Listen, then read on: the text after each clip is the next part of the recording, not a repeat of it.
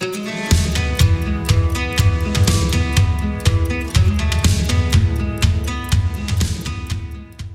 again.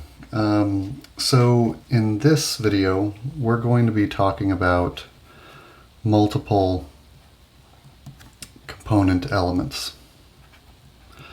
So in the previous video, we talked about just two pieces of material, one of ALLVAR and one of another material. So here's the other material, here's ALLVAR, and effectively this interface didn't exist. There was nothing there. It was just the two pieces of material were butted up against each other. And so you had component 1 and component 2.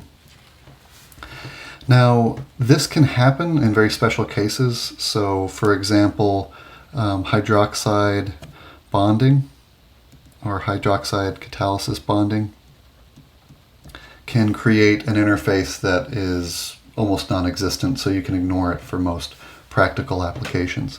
But if you're outside this very special case of a hydroxide bond between ALLVAR and titanium, or ALLVAR and a glass material, you're going to start to see the influence of the interface.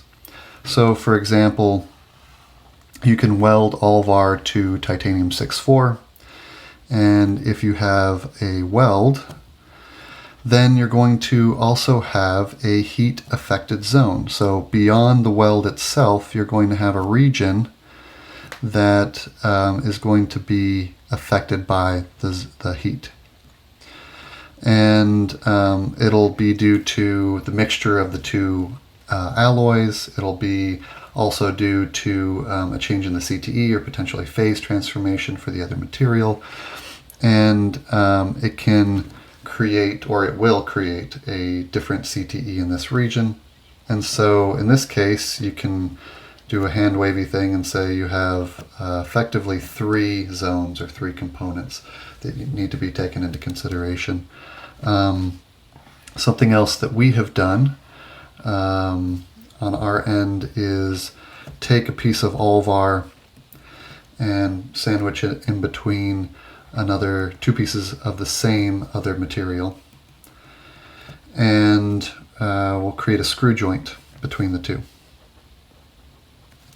And so in this case, you have the other material CTE, you have the screw joint, which is like a second component, you have the ALLVAR, you have another screw joint, and then you have the other material. So in this case, you have 5 components or 5 different elements that need to be taken into consideration. So how do we generalize the equation that we had before into a multi-component system?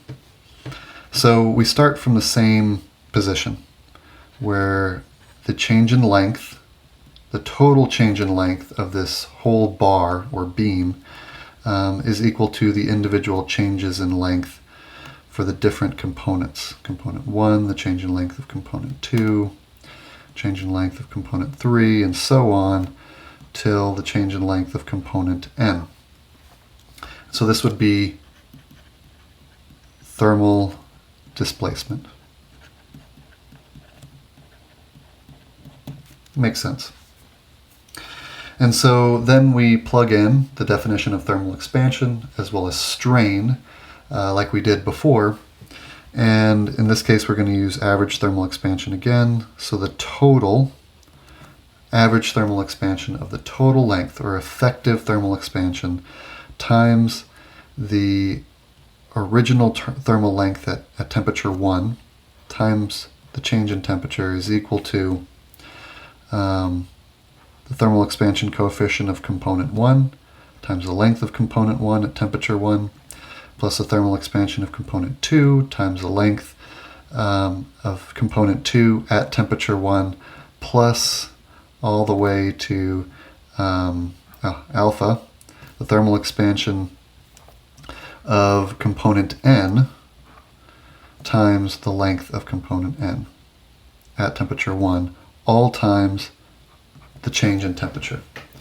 And the change in temperatures cancel as before, so this is a uniform temperature change across all components, in a region with linear coefficients of thermal expansion for each of these components. And then you do some rearranging and you can get the effective total thermal expansion coefficient is equal to 1 over the original length of the whole beam at temperature 1 times this section over here. Thermal expansion of component 1 times the length of component 1 at temperature 1. Same thing for component 2, all the way to component n. So now we've got a characteristic equation.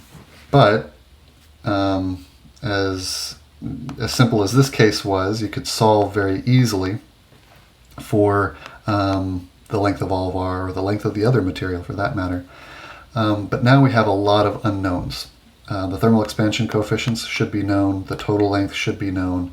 The total thermal expansion coefficient is something that you desire and dictate, but the lengths you don't know.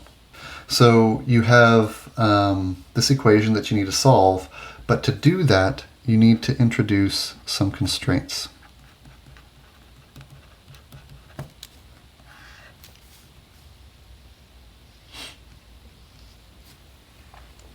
And the way that I think about that is these constraints need to restrict the number of unknown elements to n minus 2. Again, where n is your total number of elements or components in the stack up. So you need to end up with n minus 2 unknown lengths at a minimum in order to solve. So the constraints that jump to mind is the first one that we used for the previous equation is, or the previous development for the two component system, is the total length of at temperature 1 is equal to the sum of all the lengths at temperature 1 plus L2 at temperature 1 plus Ln at temperature 1. So that's the first constraint, and we've already seen it before, so it shouldn't be a surprise. Something else that you can really take into consideration and make your job a lot easier is to look for symmetry. So for example, in this case there's symmetry between component 1 and component 5. So in this case L1 is equal to L5 and component 2 is equal to component 4. And L2 is equal to L4. So that would be this system right here. So symmetry can be your friend. If you still aren't able to reduce it to n minus 2 unknown lengths, then you can also, or you should, maybe even start with this, use performance and design requirements.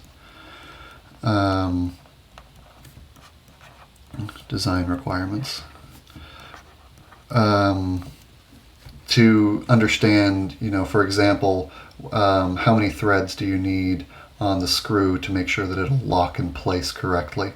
That would be a performance requirement or a design requirement that would dictate the minimum length of this screw joint.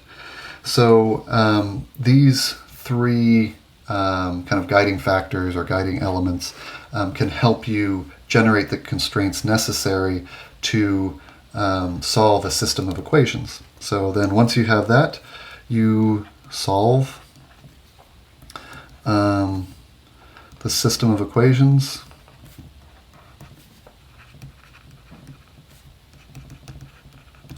for a desired thermal expansion. So for alpha total equal to a desired value. This can be 0, like we talked about in the previous videos, or it could be positive or negative. But again, the total thermal expansion coefficient is always going to be bound by your highest thermal expansion coefficient and your lowest thermal expansion coefficient.